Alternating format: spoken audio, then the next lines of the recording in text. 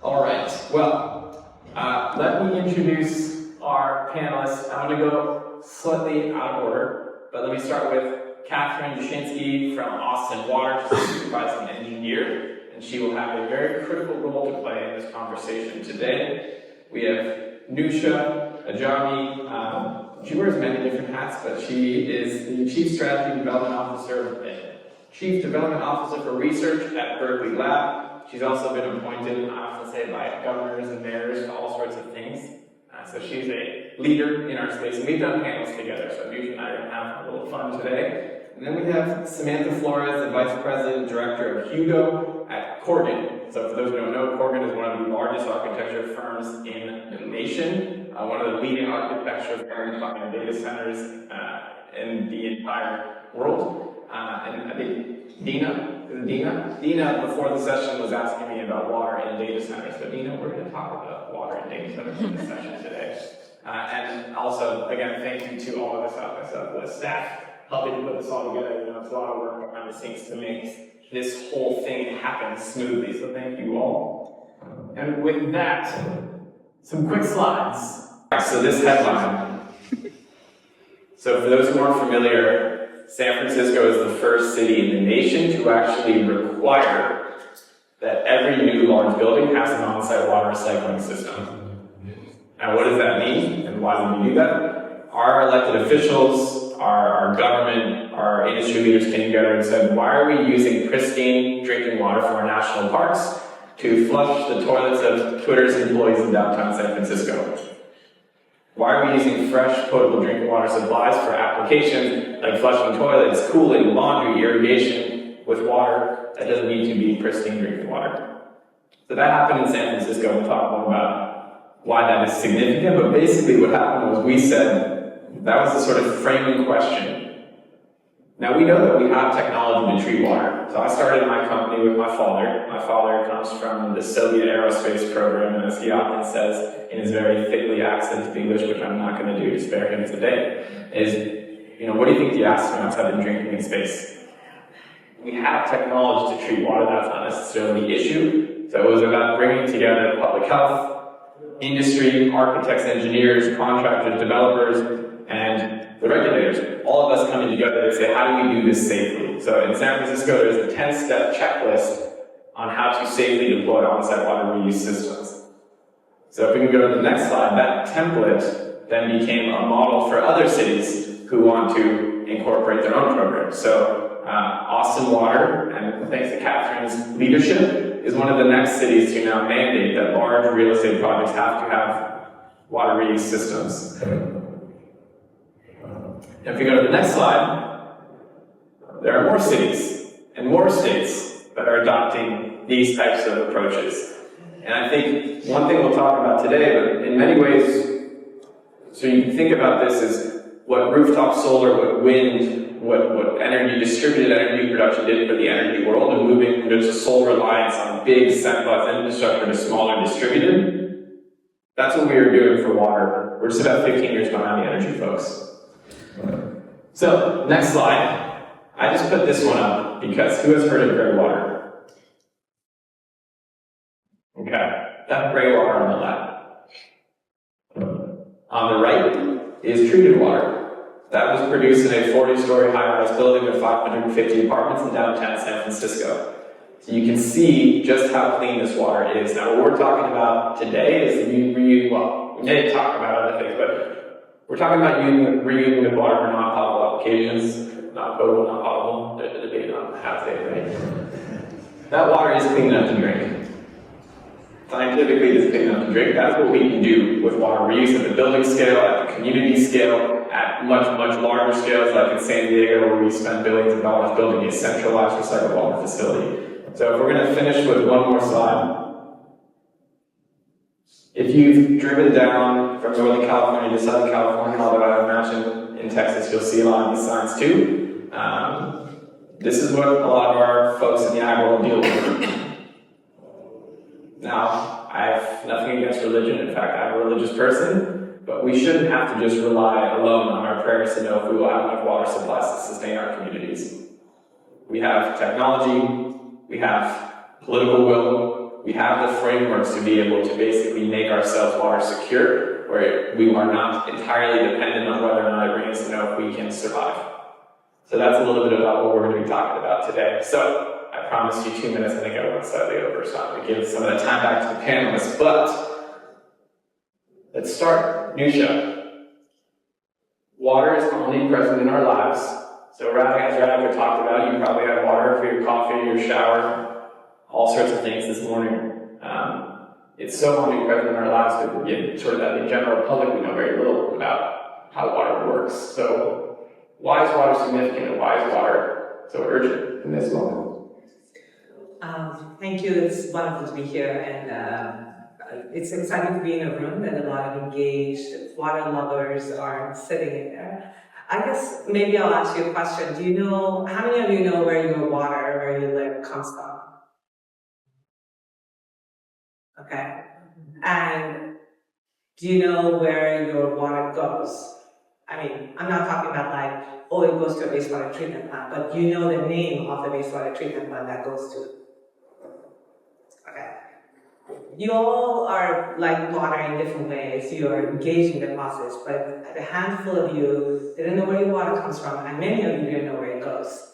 And that is the problem in the water sector. The fact that a lot of people do not, take this resource for granted, and that's because we designed it that way. We built these amazing centralized systems that brings water from different places, different watersheds to you, and you use it once, and then you say bye to it and it goes.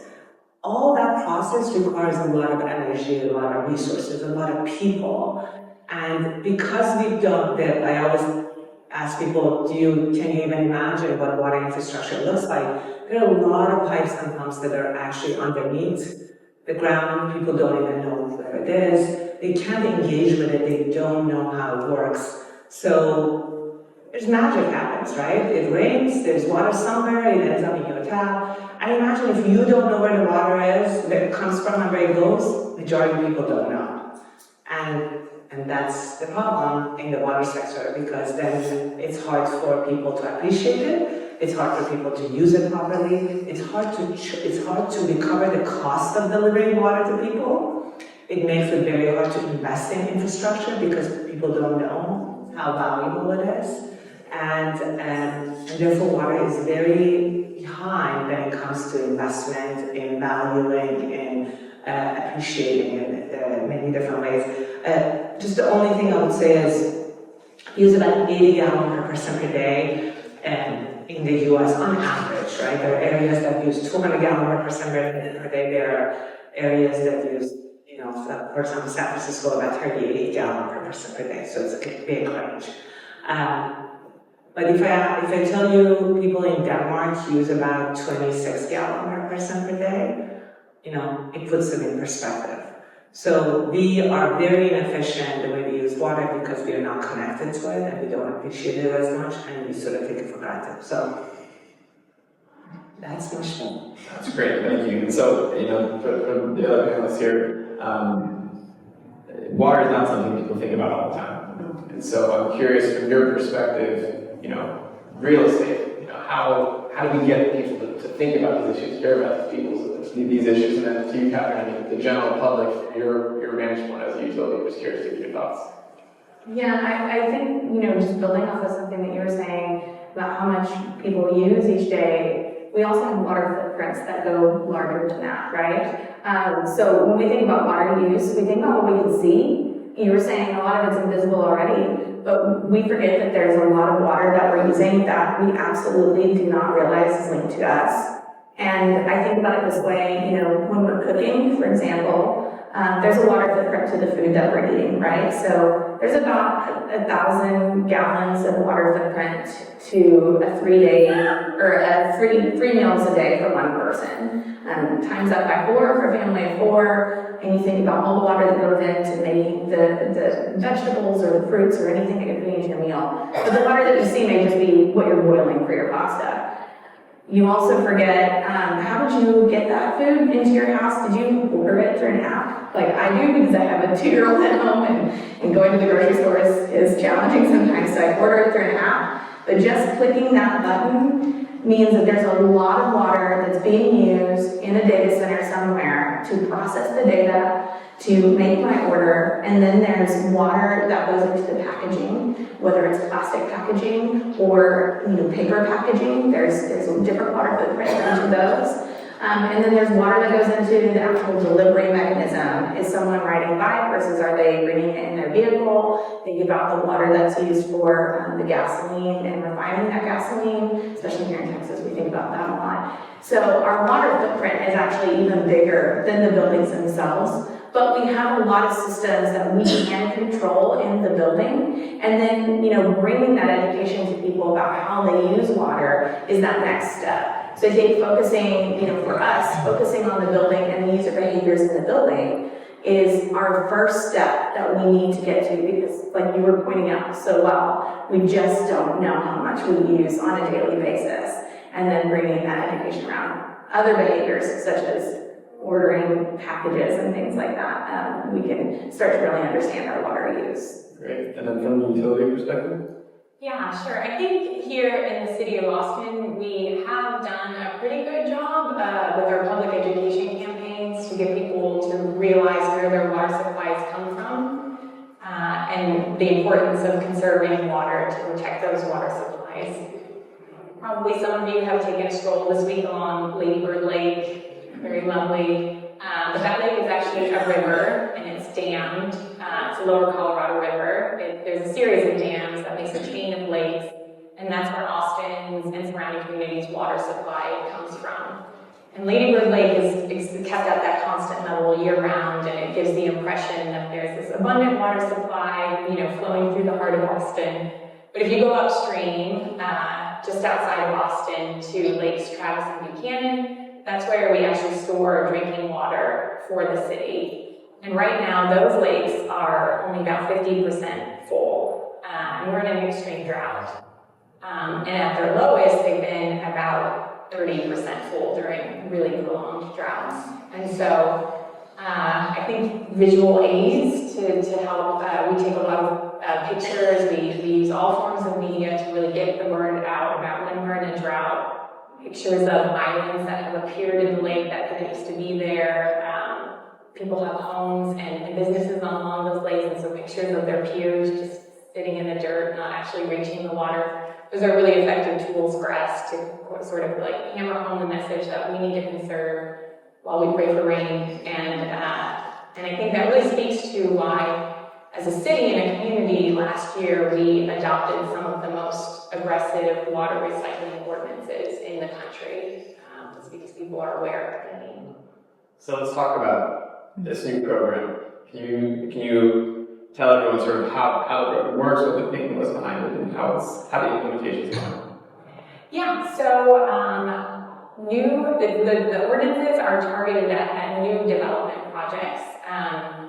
New large development projects that are commercial or multifamily, if they have 250,000 square feet or more, it's kind of like a building this size or bigger, these downtown high-rises, it could be mid-rises. They are going to be required to capture rainwater and condensate from the buildings and treat that for use in their toilets and urinals, irrigation systems, and then cooling if they have all of these non-drinking water needs. We've been implementing the program for about a year. We're reviewing designs, plans, permits, and so in a few years' time, these buildings will be built, constructed, operating, and they should be using 50 to 75% less water than buildings like this that don't have these water reuse strategies in them. Which is incredible, because if you to put it differently, when you think about a building recycling 50% of its water, that is 50% less water that you would have to pull in from the municipal supply. If you think of water as just one giant bucket, all these people who are trying to pull out of that bucket in these buildings are not pulling out of that bucket as much, which is nice. So, and we'll talk more about the Austin program, but maybe to you, Newsha, can you talk a little bit about the San Francisco program and how that developed, because you've obviously been involved with that from the early days. I'm happy to. San Francisco, California has been in and out of drought over the past 20 years most of the time, and we have experienced some of the severe droughts in our history of record sort of keeping. So a lot of different cities have been sort of trying to do different things. And what happened in San Francisco was we were actually considering to build a recycling plant on the west side of the city, where we have more land and more capacity to build centralized infrastructure. But that wasn't available to us on the east side, which is where it's much more dense. The downtown area is on the eastern side. There are a lot of different communities that are, have been there for a long time, and it's very difficult to get enough land to build a centralized infrastructure. So that's actually when the conversation around onsite reuse started sort of being on the table. Maybe instead of investing significantly to buy a lot of homes or a lot of land, where it's hard to do, build something centralized. Maybe we'll make sure every new building that comes up, 200,000 square foot or higher, will have these on-site reuse systems. So there was an ordinance passed, and that ordinance actually, I tell you, I was very excited when it was passed, and I had a slide on it whenever I would give a talk. At the time, I lived in San Francisco for 20 years, but I wasn't part of the San Francisco Public Utilities Commission. And I remember people would tell me, oh, this only works in San Francisco. You guys are such dense city, you are like, super liberal, you can do just whatever you want. This is never going to work anywhere else. Right, this is 2012. And you saw the map that Aaron was showing. Because the reality is, when somebody becomes the guinea pig and tests an idea, then the momentum gets built.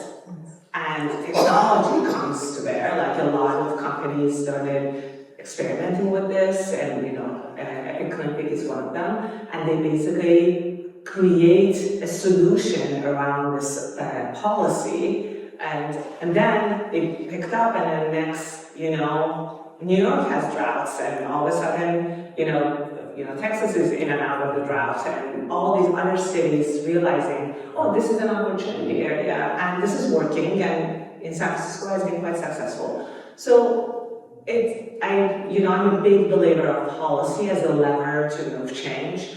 I think often we talk about technology and innovation as if it happens in vacuum, but the reality is we do have a lot of different technologies that can solve our water problems in different ways. The challenge is, how do you create a market for them to showcase, to scale, to expand, and to be successful? And unless there's a policy in place that actually requires uptake of these technologies and then creates financing mechanisms for them, it is very difficult to do that or to create that market for them. And not to go long, but I'm just going to give a quick story. I was watching a ceremony to celebrate the life of President Carter, and one of his grandchildren mentioned that he put solar panels on the roof of the White House in the 70s. And here we are, almost 60 years later, right? And solar panels are such a common thing. We don't even think twice about installing them. At the time, the technology was there. People could do it, but they didn't do it because there wasn't any policy around renewables, and we were not providing incentives to bring the cost down. So just giving you an example of the role and importance of policy and regulation when it comes to enabling innovation and solutions. And I think San Francisco was one to be able to do that. And then another last thing I would say, San Francisco is very unique. We are a city and a county, which means that the permitting process is much simpler. You give one permit to the city and county of San Francisco, and everybody else who wants to install these solutions depends on that single point of entry. They just go to the city to use SPC, and get a permit and do it. So it makes the process much more streamlined and easier to do, and that has definitely helped us in sort of scaling up this solution because it's not as complicated as it should be, but also San Francisco had to build institutions around this, build regulations around this, build benchmark things, build criteria through which to make sure the work is done right, it's clean, it's people are protected, public health is protected. So those are all happening at the same time. So it takes a village, but we were willing to be the first village to take it on. So. And again, it's an incredible concept and it just makes sense. Like, why are we doing it this way? Yes. But I think as my grandpa always used to say, all good ideas eventually devolve into hard work. And look, we've designed our buildings the same way for 250 years. We bring water in and we send wastewater out. So actually putting this into practice, educating an entire real estate industry of developers and designers is tough. And so, Samantha, for you, how do you, as a designer, sort of think about these types of new approaches?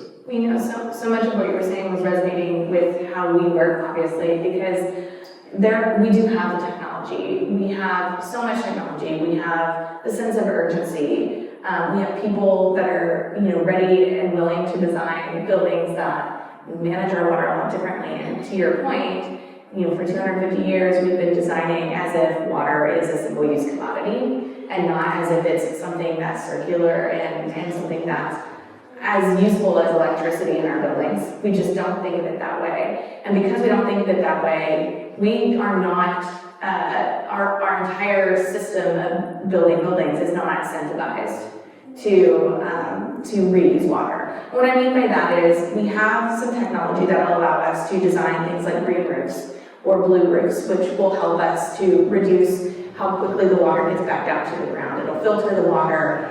It has a lot of benefits to helping us kind of reuse and recycle that water in the building. And this is in addition to purple pipes, and we can talk about purple pipes too. We also have things like rain gardens. We have permeable paving. I mean, there are so many different things that are part of that sponge city, the sponge city principles for design that allow us to really filter water through our buildings and through our urban environments better, so that we're not, seeing flash floods when we have rain in cities that are not built to take on that amount of rain. And I think when I say that people are unincentivized, what typically can happen is our client is different than the end user. The end user who benefits from all of these incredible design techniques are not the people who are putting the capital in place to build these buildings.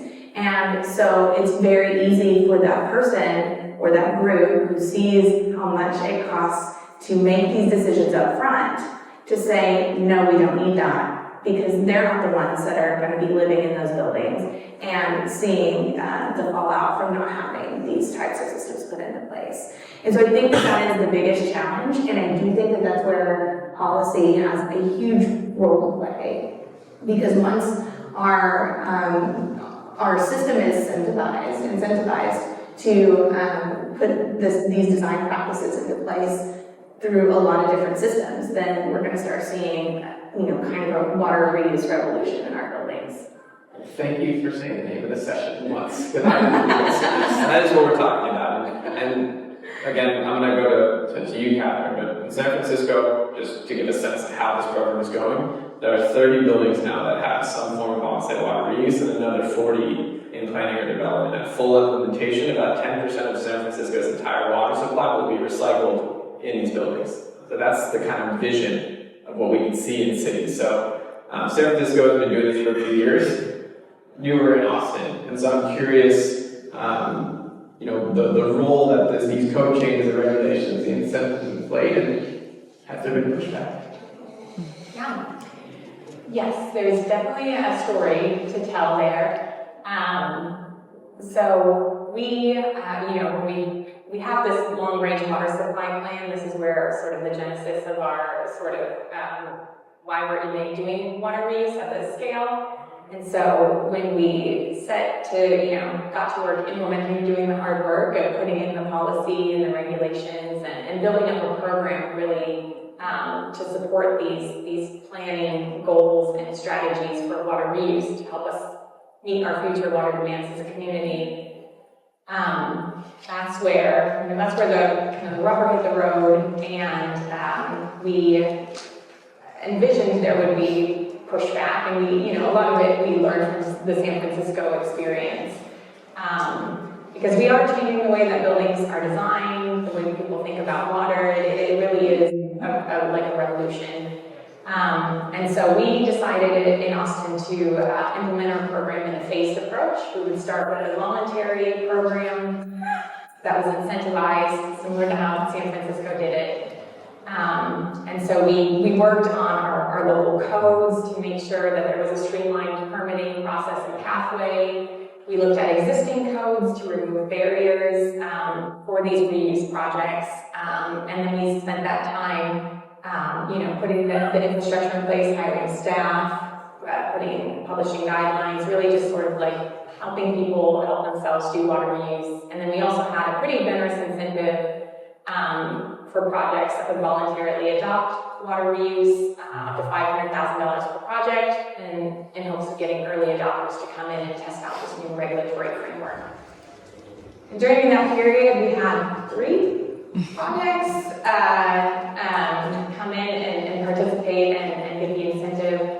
But obviously that's not the large-scale adoption that our long-range water supply plan envisioned. And so then we had to shift to the mandatory program. And when we published our draft regulations for who would be required to do what sources to collect, what they would have to be used for, that's when people started to really pay attention, and that's when we got pushback from the development community. Because at the end of the day, these water reuse projects, they require additional infrastructure and upfront capital on the part of the building owners to implement. And so the development community at that time basically said, we're on board with this, we understand the need for water reuse, it's needed for the future of our community, we just don't think that we should have to pay for all of it. And so they asked the city, what additional incentives can you provide, and probably more importantly, what sort of cost participation can you offer to sort of bring down the overall project costs. And so our city leadership, elected officials, asked us to kind of pause the code requirements for a minute and then address those stakeholder concerns about bringing down the costs.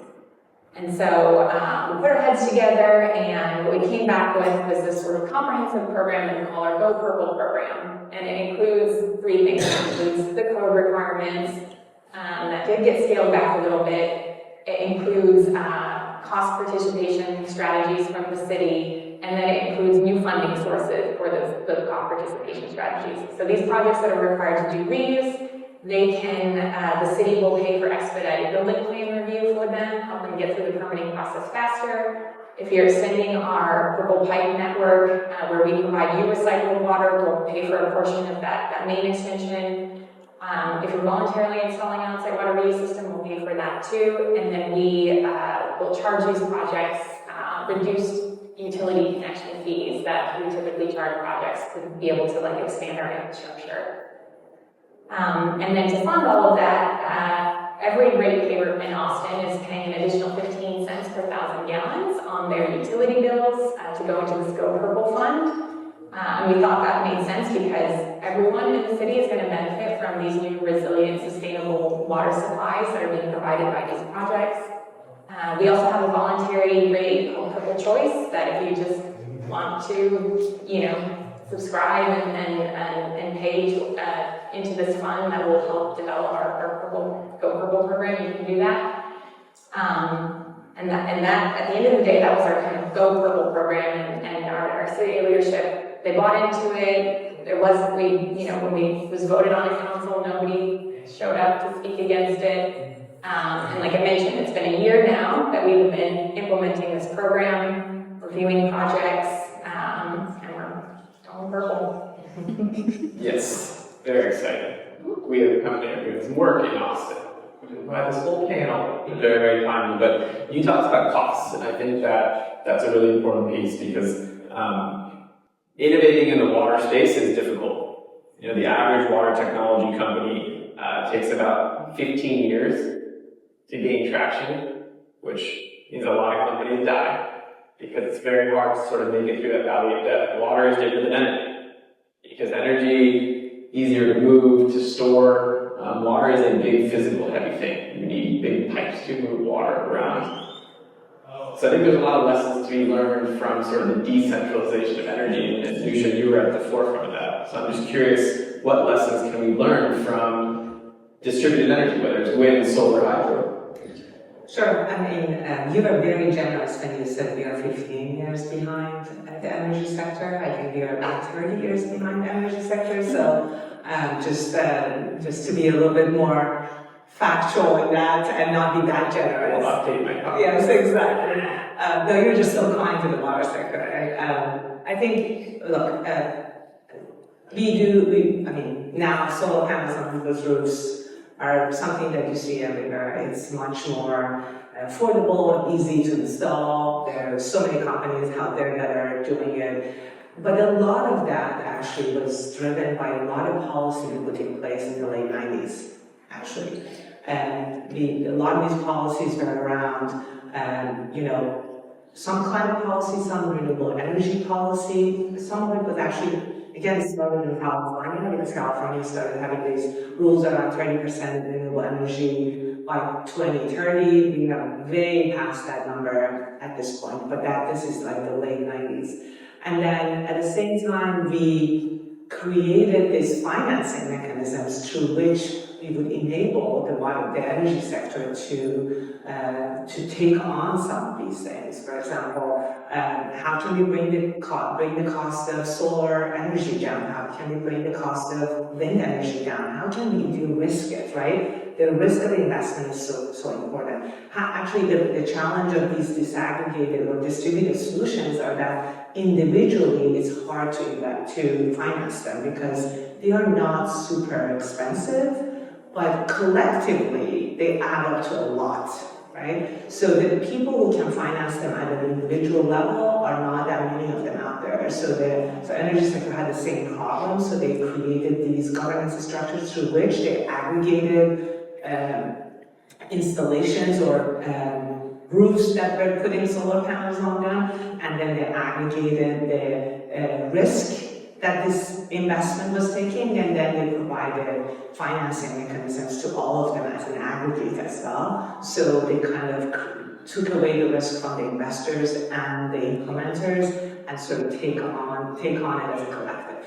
So these very simple things we actually have written on this, simple mechanisms through which we enable this transition happen. And a lot of them are actually applicable in the water sector as well. The challenge is nobody talks to one another. The water people just try to figure it out on their own. The energy people have already figured it out, and they're just moving on.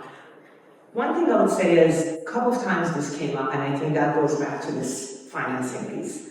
You brought up how on-site reuse changes demand patterns and the way people use water. Katherine brought up the fact that every one of these buildings use about 50% less water compared to the conventional building. Our utilities are designed and built on a totally different model. They are actually built around a centralized infrastructure system. We have a lot of centralized infrastructure, large, massive ones that we have invested in them, decades ago, half a century ago, in some cases, 100 years ago.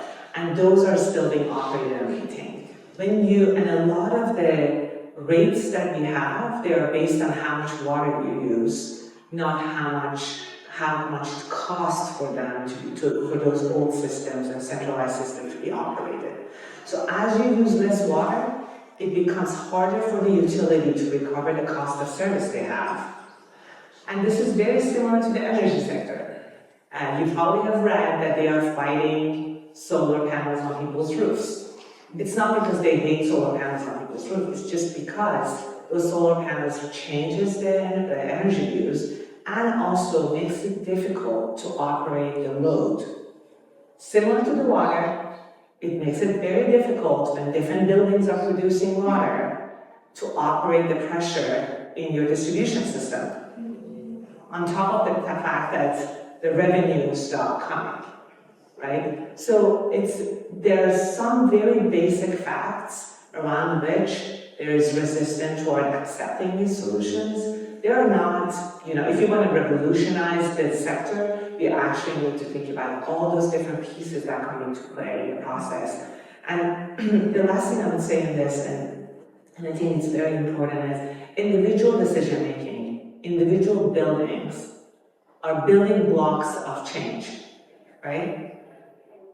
We can do whatever we want with our, putting as many solar farms we want out there. But the cars you drive are the ones who are changing the transportation industry, right? If you are driving the electric car, eventually that accumulates into a major change. Same thing with buildings. There's so many buildings, we're all in different buildings. Imagine if every single one of those buildings are retrofitted to use water differently. Shower to flush toilet, and they're right next to each other. We use 30% of our water in our showers, 30% of our water in our toilets.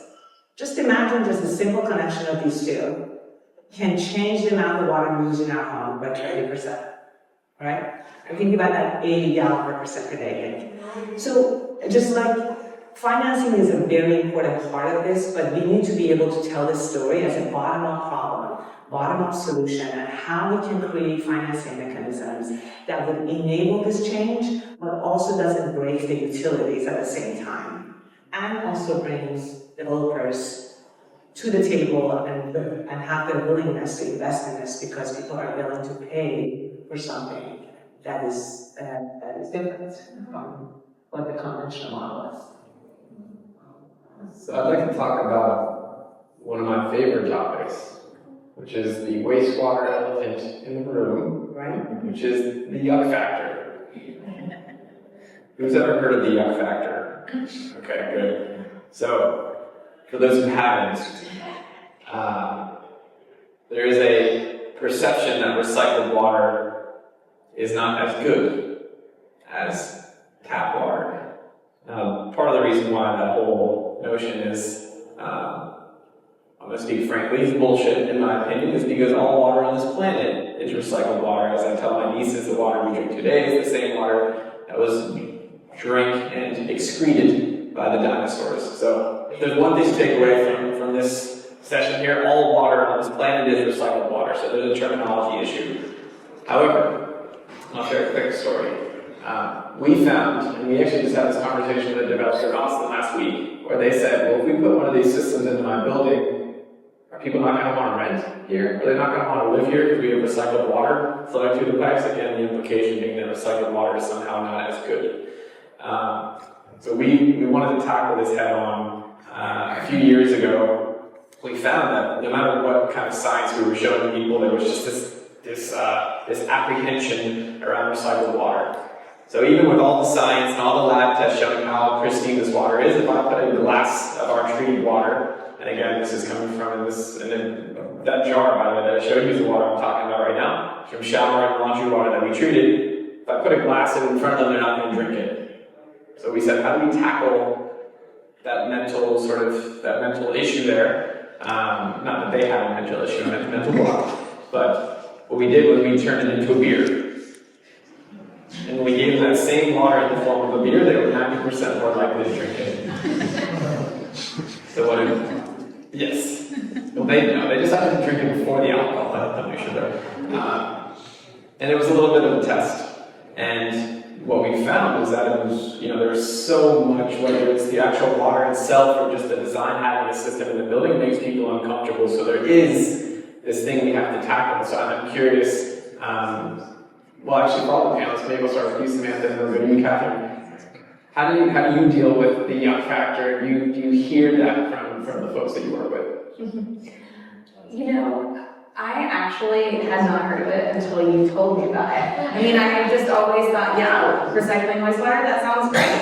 Maybe our clients probably have problems with it, but I think that there's more that goes into, wastewater recycling that's cost driven than the actual yuck factor. I do think that when we talk about that though, it depends on where we're talking about installing these systems. So we're thinking about corporate buildings, for example, or headquarters or our office buildings. I think people are less inclined to focus on that, but when we're talking about homes, we're talking about irrigation systems where kids like to play in the sprinklers, then we start having those conversations around what does this mean? What does wastewater mean? If my kid is going to play with sprinklers, they might be getting that wastewater in their house, So the fact that you're purifying it to where we can drink it, I think is really great, and good for you. You figured out how to do it. The other thing I think just wanted to add here is, when we're designing our buildings to take on these different types of systems, it is the biggest challenge that we see and where we see pushback is when we're retrofitting existing buildings versus building new. I think people, and especially when policy is put in place, people are more willing and accepting of it as a part of the conversation when it's a new building. When it's an existing building, and when we're talking about recycling, we're also talking about using our existing building stock. That's when it becomes a little bit scary because people are, they know how their building works, or the owner-operators know how their building works, or there's a lot of upfront investment. And I think that that's really where people start to show concern. So whether it's the yuck factor, the egg factor, or whether it's the fact that it's going to cost a lot of money, or really trying to educate people and change their minds around that. The benefits around wastewater treatment and recycling and reusing is extremely important. Great. Katherine, your thoughts on the yuck factor? Yeah, we definitely hear it a lot, especially in the multifamily space. And I am not the best person to message that or kind of work around it. My thoughts are like, when they say like, well, what if my dog drinks out of the toilet or my kid is playing in the toilet? I'm sort of just thinking like, do you know what you put into the toilet? We're just putting recycled water, you're putting way worse stuff in there. But it doesn't seem like the appropriate time to bring it up somehow.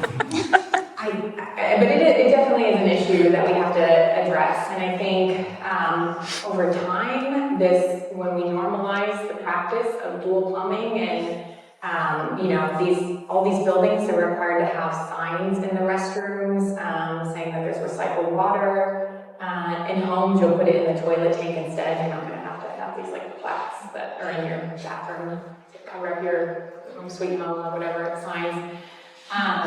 But eventually here in Austin, you're gonna come to a building like this, the new Austin Convention Center. It's gonna be using recycled water. You'll see signs in there when you come here. At the airport, we're putting recycled water systems in there, and so it's just gonna become ubiquitous. And I think over time, people are not even gonna question it anymore.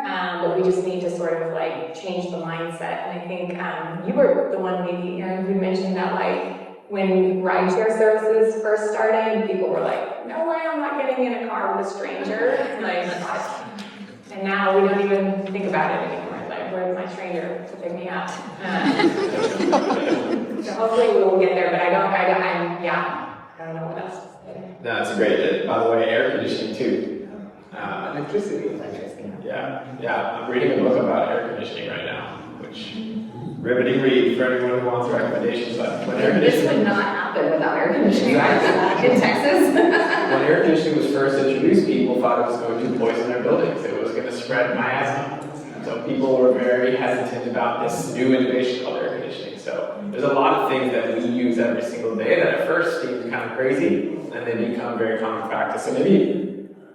Yeah, please. Very quickly. I think the difference between, for example, air conditioning, rideshare apps, or electricity, or all that is, it has not been always there, but water has always been there. And this whole concept of recycling and reusing water is nothing new. People used to actually be very thoughtful about, and still are in places that water is scarce or they don't have infrastructure, very mindful of how they use water. If they could reuse it, they would reuse it. The problem, again, going back to what we talked about at the beginning, we have disconnected people so much from the process of access to water and what it takes and how it works, that they can't even wrap their head around it, and how it works, that they can't even wrap their head around it. So they think, oh, if you're recycling it, it's probably bad.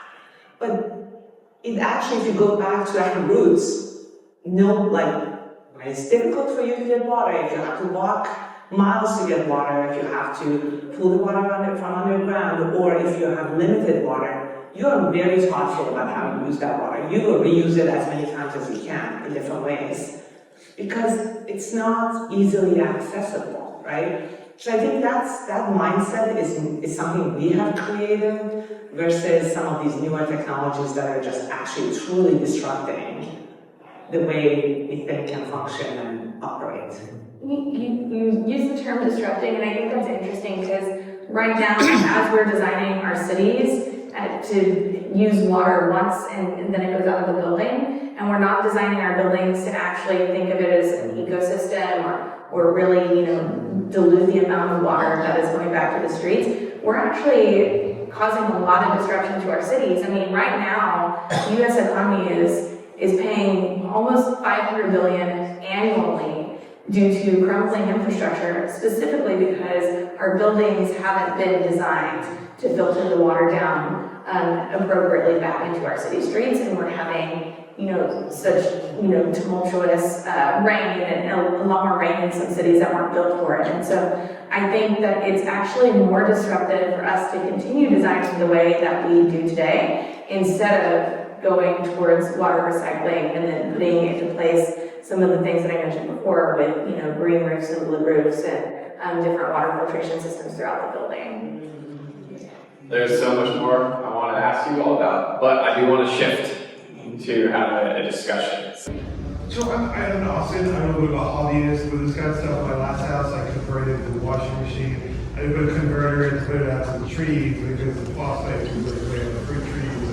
And, so I looked at this and I live in an older home, which is very changeable. I'm just a lot of myself. Is there any help for me to put something in like that in my house? I can very easily put a tank outside my bathroom. Use that to catch the bathroom or pump that into the toilet. But it's illegal, right? Yeah. Is that illegal? Yes. So it's like I can do it in my house, like without like pull out. Yeah. I think right now in Austin we are definitely more focused on the commercial multifamily sectors as we're implementing reuse, but single family is next to tackle, and we're starting actually this year when the new plumbing code is adopted by the city. For new construction, it's going to be a requirement that your washing machine plumbing has to be on an exterior wall so that you can pump your washing machine out to the garden very easily. We're going to have like a $600 incentive to help you do that conversion as a homeowner. And I think as an existing homeowner, you could have that apply for that incentive as well. And then looking into the future, we're going to be piloting some home gray water systems and kind of test out systems like you're describing, ones that are appropriate in the single family sector. I looked at the rainwater, and it was like the entire cost of the rebate went to cover the crazy new permitting machine you had to have on the outside of the building. It was a thing.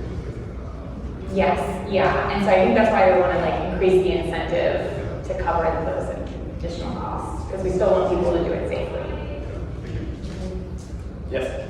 Hi. So I'm based in Washington, D.C., and of course, we're very progressive in D.C.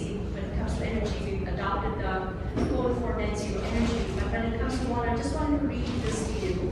That onsite non-public water reuse applications are approved for use, not mandated. And I just wanted to understand from you guys, how does that shift happen? For us as a library, we are all about net zero, etc. But until it's mandated, we are not able to request that funding. How do you make that shift happen?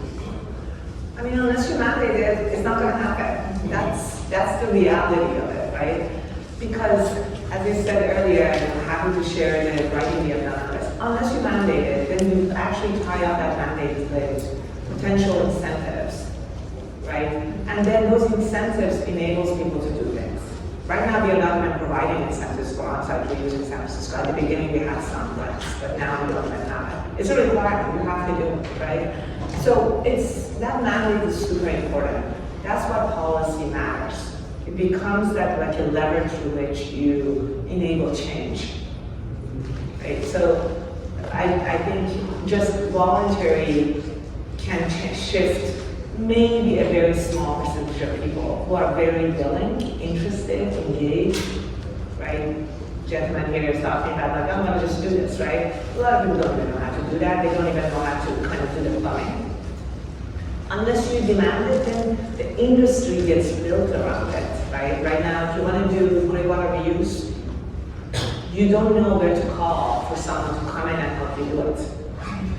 But if you have a mandate, then there would be not just Epic Cleantec, but actually small businesses who actually only do small, simple plumbing for homes, for gray water, right? So I really do think the mandate is an important part of this process. So do you have a drought you cannot force the legislative body to put in place? Is that? We have tried in California to put this at a state level multiple times. And we have received push, and this is way before San Francisco. I used to work for the legislature in California in 2010. And we had a few bills that came through on using washing machine water for outdoors and all that, and lots of pushback from people. Mostly, industry, people who, people come up with different reasons to complain about it. But I think maybe if different cities then start doing it, I think for you guys it's a little bit different, but if different cities start doing it, then you have a force through which you demonstrate it's doable, it's actionable, it's possible, and it doesn't cause any problems, so then other people are willing to join the change. I'll just add, I think, sort of as you mentioned, the mandates are important to get the first wave of projects up, which then serve as a template for other projects. So we are operating in many cities and states that don't have a mandate, but we've been able to show them, here are the 7 projects we're operating in San Francisco, here's the one we're operating in LA, we have 8 projects, projects in 8 cities across 5 states. Many don't have a mandate, but this whole topic is so unfamiliar for people. And we work with the most sophisticated real estate developers and owners in the world, and their understanding of water and wastewater is the same as I mentioned her again, my 7-year-old niece. Bringing them to a project, letting them see it, touch it, smell it, potentially taste it, that makes all the difference. And so I think the mandates in any given city is helpful to just kickstart it, and then you start to see that kind of that momentum start to build. Yes. I want to build off that a little bit and what you're saying about the mandates. I think it seems clear we're probably not going to see federal policy on this anytime soon. You're talking about at the state level.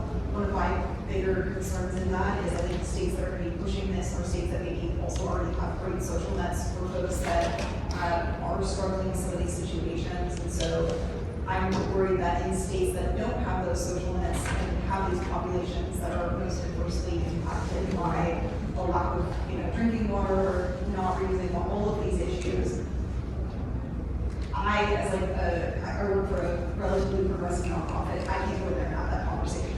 Those legislatures don't want to talk to me. It seems like they'd be willing to talk to you, though, or they'd be willing to talk to corporations based in that state who are willing to talk to you. So how do we build some of those bridges so that we can get folks and kind of bridge some of that gap in terms of what folks are interested in, who folks are interested in talking to, and who can actually be driving this? Because I don't imagine, looking at some of the examples we heard in the previous session, I don't imagine the Alabama legislature is going to put a mandate like this anytime soon. But if we could get, corporations in Montgomery and Birmingham, et cetera, doing some of this work and driving that from the ground up, maybe we could actually see progress. And so I'm just curious how, especially seeing the 4 of you kind of spanning the exact group of people we need to make this happen sitting there, how do we start that in those places? How do we start those conversations? I have an example here of a company that is building a new campus here, and they knew they wanted to make a long-term investment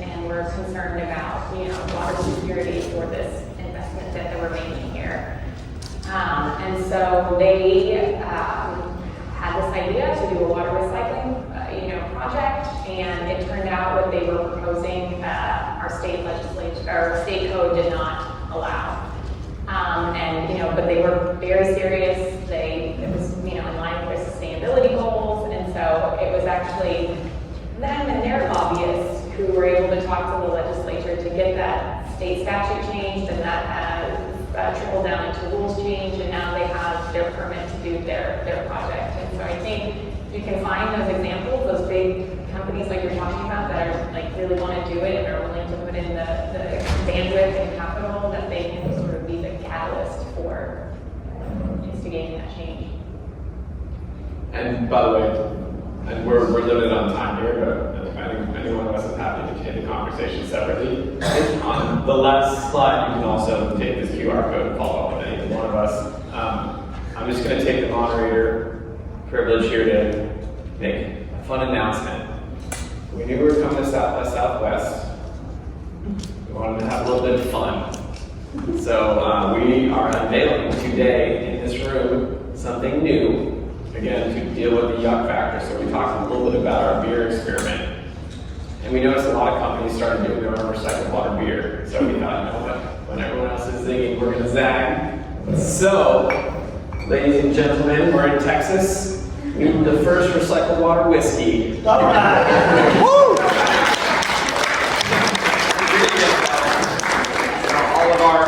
All of my esteemed co-panelists today are going to be going home with a bottle of our epic recycled water whiskey. Nice. And also, I didn't say this at the outset, but I should have. A special thank you to Samantha, who just had her second baby very recently. This is her first public outing.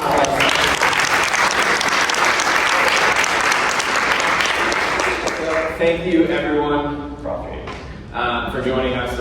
And Dina, I'm sorry, we're talking about data centers. So very quickly, data centers use a huge amount of water. The average data center uses the same amount of water as a 50,000 person city.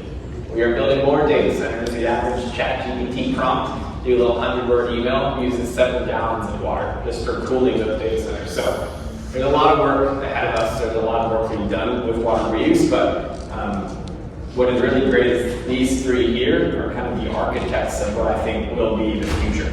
So when we look ahead, when you go into a building, it will just be common that recycled water is flowing through those pipes. It won't be a weird thing or a strange thing. So thank you, the three of you, for joining. Thank you all for being here.